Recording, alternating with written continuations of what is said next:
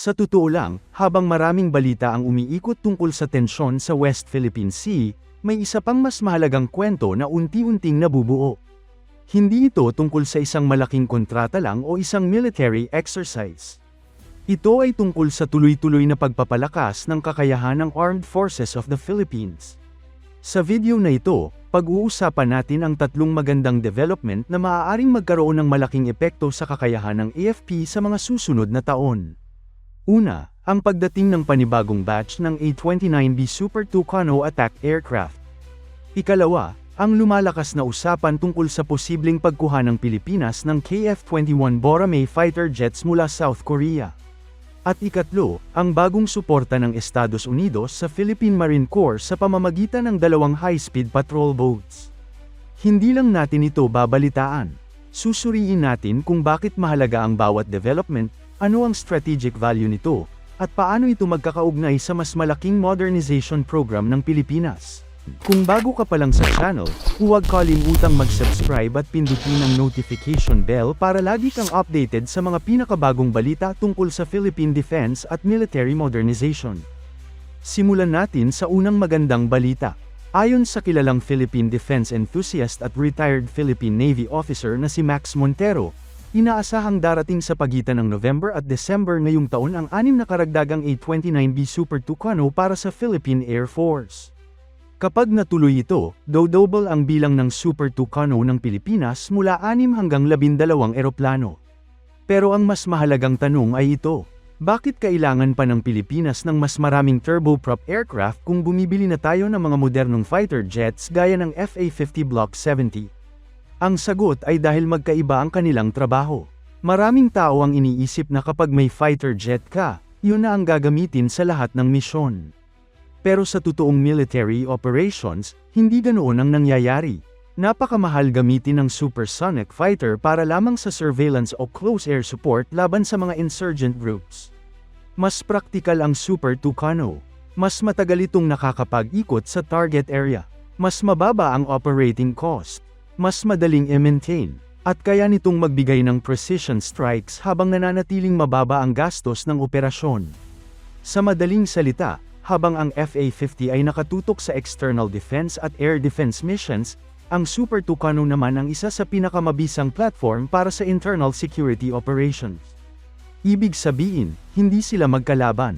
Magka-partner sila. Isa pa sa magandang bahagi ng ulat ni Max Montero ay ang posibilidad na i-upgrade rin ang unang batch ng 6 na Super Tucano na dumating noong 2020 upang maging pareho ang configuration ng bagong batch.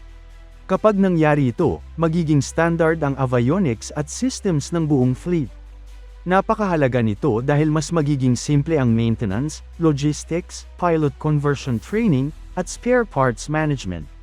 Sa military, malaking bagay ang standardization dahil nakababawas ito ng operational cost habang pinapataas ang readiness ng buong fleet. Punta naman tayo sa ikalawang magandang balita. Isa ito sa pinaka-pinag-uusapang usapin ngayon sa Philippine defense community, ang posibilidad ng pagkuha ng Pilipinas ng KF-21 Boramae. Sa ngayon, wala pang opisyal na kumpirmasyon mula sa Department of National Defense, Philippine Air Force, o Korea Aerospace Industries.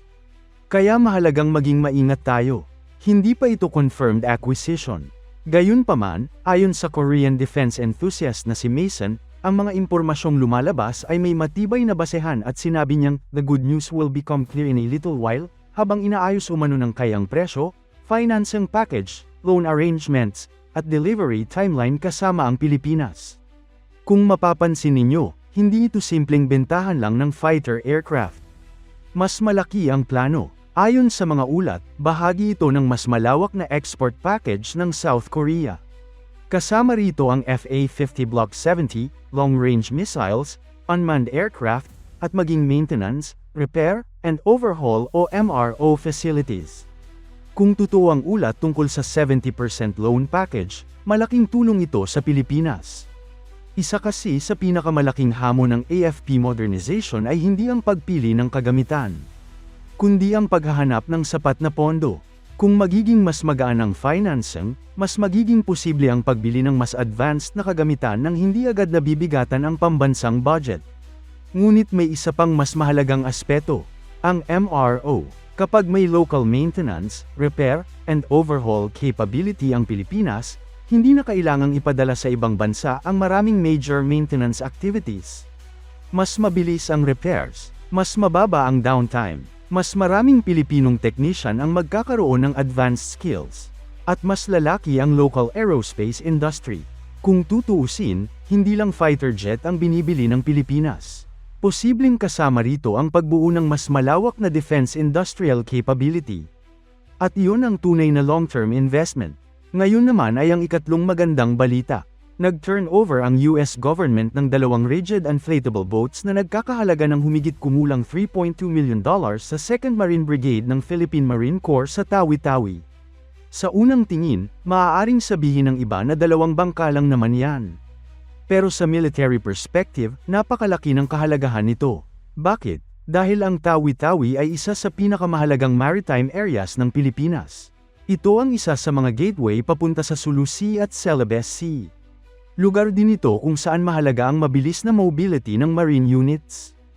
Ang rigid inflatable boats ay mabilis, madaling gamitin sa interdiction missions, kayang magsagawa ng coastal patrol, makakatulong sa troop insertion, at mahalaga rin sa humanitarian assistance at disaster response. Sa isang bansang binubuo ng libu-libong isla, ang mabilis na paggalaw sa dagat ay isa sa pinakamahalagang kakayahan ng military.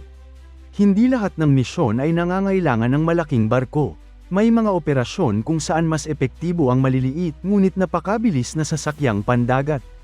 Ito rin ay nagpapakita na nagpapatuloy ang defense cooperation ng Pilipinas at Estados Unidos. Bukod sa malalaking military exercises, mayroon ding tuloy-tuloy na paglipat ng kagamitan na direktang ginagamit ng mga sundalong Pilipino sa kanilang araw-araw na operasyon. Kung pagsasamahin natin ang tatlong balitang ito, makikita natin ang isang malinaw na pattern.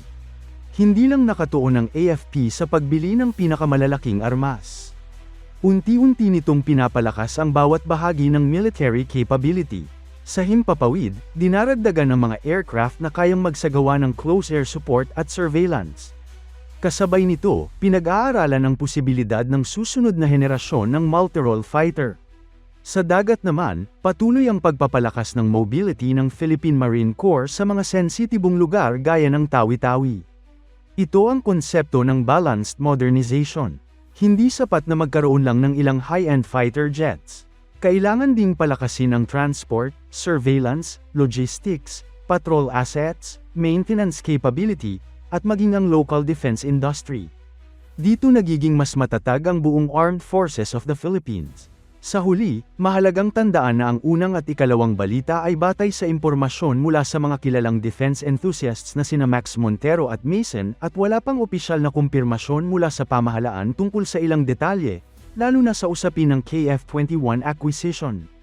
Samantala, ang ikatlong balita ay opisyal na inanunsyo ng US Embassy in the Philippines.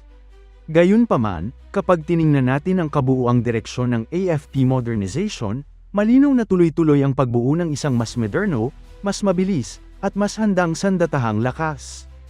At kung magpapatuloy ang ganitong klase ng investment sa mga darating na taon, posibleng mas makita natin ang isang Philippine military na hindi lamang mas malakas sa papel, kundi mas handa ring tumugon sa mga hamon sa himpapawid, sa karagatan, at sa seguridad ng buong bansa.